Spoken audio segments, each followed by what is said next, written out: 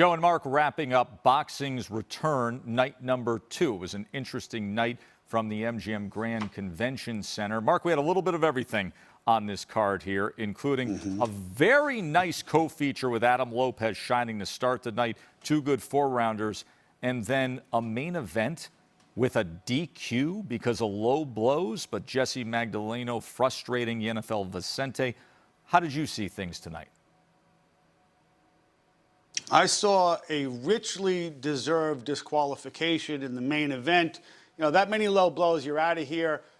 That being said, I thought that for a fighter as talented as Jessie Magdaleno, with as much ambition as he had, I think that he ceded too much territory to the bully. I would have liked to have seen him stand up to him a little bit more, get him out of there.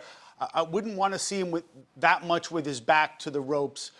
He did show some precision and some power. We saw a couple of other interesting things tonight I haven't seen before. A guy who spends his days reading Dr. Seuss to preschoolers score a first-round knockout.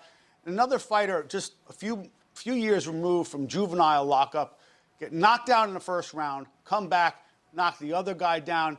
And as you said before, the night began with Adam Lopez boxing really well, being very, very tested, and establishing himself as a contender at 126 pounds.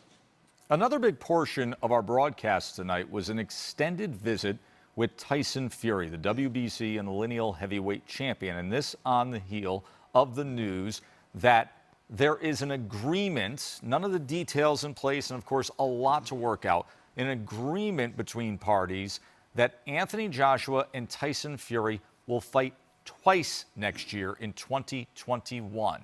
Now, this would be the ultimate cash grab that the sport can generate. But this is just the starting gate. Getting to the finish line to have an undisputed heavyweight champion will take a lot between now and then, Mark. Well, I spoke to Bob Arum of Top Rank earlier in the evening. He said that the target date for Wilder Fury, or now we should call it Fury Wilder, I guess, is December 19th. They'd like to have that after the college football regular season, before the bowl season. They'd like to have it, if at all possible, in Allegiant Stadium or AT&T Stadium in Dallas. The thought is that if you put it in a football stadium, you could accomplish social distancing more easily. Outside of that, look for Macau. Arum's people are talking to the Chinese authorities there. Outside shot of New Zealand or Australia, where the COVID infection rates are relatively low, but there's a 14-day quarantine to get into the country, so they'd have to see if they could finagle with that. I know that you talked to Fury before about whether he was taking this fight or signing on for this agreement too early, if it was premature.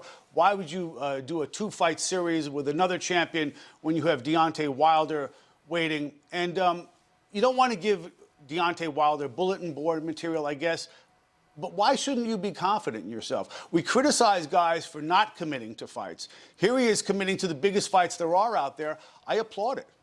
Big win for the fans. If we can get to this, obviously, AJ still has work to be done with his mandatory against Pulev, and then there is Fury Wilder 3, as you mentioned. Good job tonight, Mark Kriegel. We'll see everybody for more Top Rank boxing next Tuesday.